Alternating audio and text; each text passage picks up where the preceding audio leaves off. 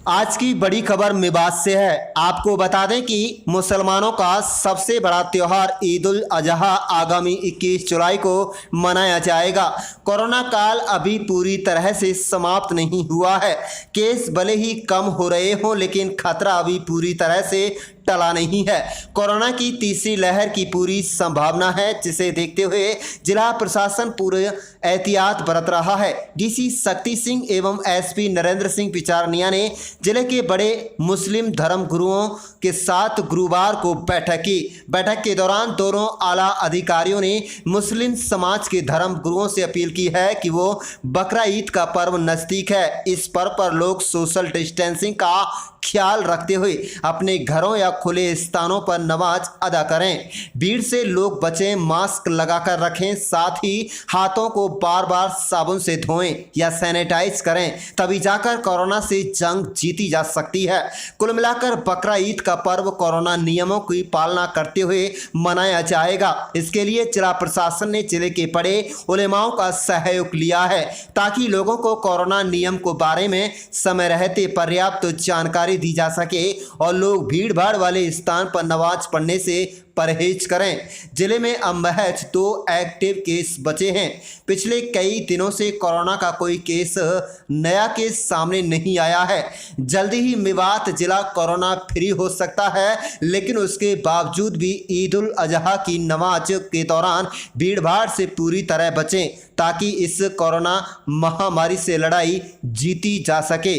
आपको बता दें कि जिस तरह से आप लोगों ने पहले ईद की नमाज अदा की है, उसी तरीके से इस बार भी बकरा ईद की नमाज अदा करनी है और इसी नियमों के तहत बकरा ईद की नमाज मनानी है। आप देख रहे हैं नुहू मेवात से लियाकत अली की रिपोर्ट। हमारे चैनल को सब्सक्राइब जरूर कर लीजिएगा। जी, आज की जो बैठक हुई है एसपी साहब, डीसी साहब से, जिला प्रशासन से, हमारे उलमा मेवात की, वो इस सिलसिले में हुई है कि भाई इस कोरोना महामारी के दौर में हमने बचाव करना है, एहतियात बरतनी है। जिस तरह से हमने पीछे ईद उल फित्र अमन और शांति के साथ में, अमन और सलामती के साथ मनाई, ऐसे ही अब ईद उल अजहा 21 तारीख को होगी, वो अमन और सलामती के साथ हो जाए। किसी किस्म की अफवाहें ना फैलें और कोई वहम और गुमान गलत ना जाए।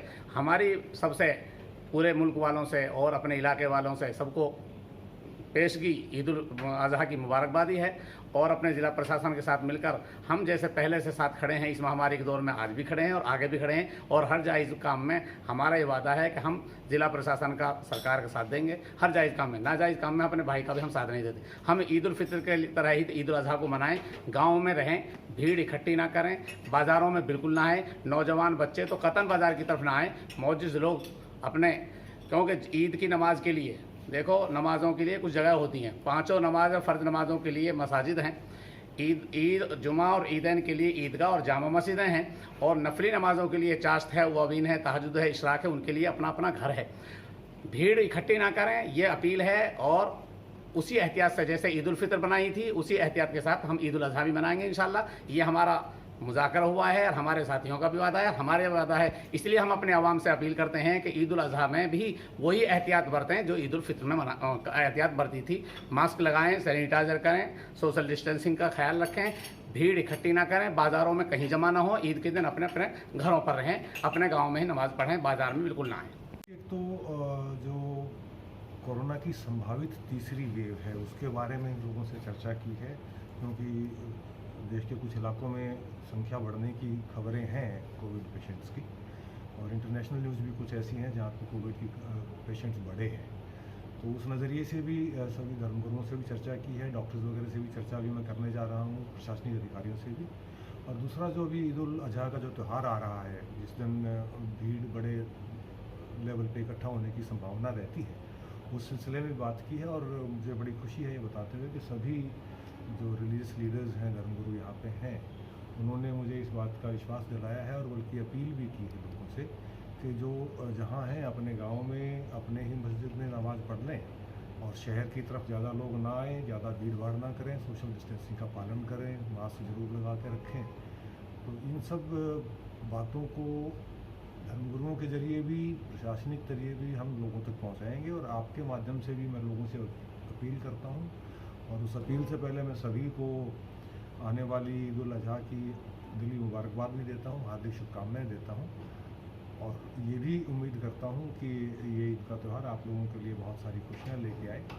But at the same time साथ के साथ इस चीज़ का भी एहतियात रखें कि जिस तरह से दूसरी वेव में नूह ज़िले के लोगों ने अपने प्रयास से, अपने डिसिप्लिन से, अनुशासन से इसको ज़्यादा फैलने से रोका है, वही अनुशासन बरकरार रखते हुए, सोशल डिस्टेंसिंग को मानते हुए और मास्क का पहनते हुए जिस तरह से अब तक रहे हैं, महफूज रहे हैं, सुरक्षित रहें, आगे भी रहेंगे।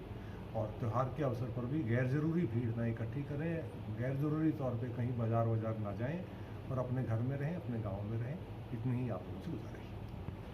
देखिए, जो दिशा निर्देश अब तक प्राप्त हैं उन सबको तो हम इम्प्लीमेंट कर ही रहे हैं। थोड़ा सा अगर मास्क वगैरह की तरफ लोगों की तवज्जो कम हुई है, लोगों ने ध्यान देना कम कर दिया है, तो मैं फिर भी ये आप लोगों के ज़रिए अपील करूंगा कि मास्क को हमें सख्ताई से ना लागू करना पड़े। लोग अपने आप अपनी इच्छा से लगाएं तो ज़्यादा बेहतर है, लेकिन कुछ लोग अगर मास्क नहीं लगाएंगे तो उनकी चालानी भी होगी, उनको जुर्माना भी किया जाएगा। और कहीं भी गैर ज़रूरी तौर पर नॉट नेसेसरी, अननेसेसरी भीड़ कहीं इकट्ठी होती है तो उस भीड़ के ऊपर जो भी कायदे कानून है उसके मुताबिक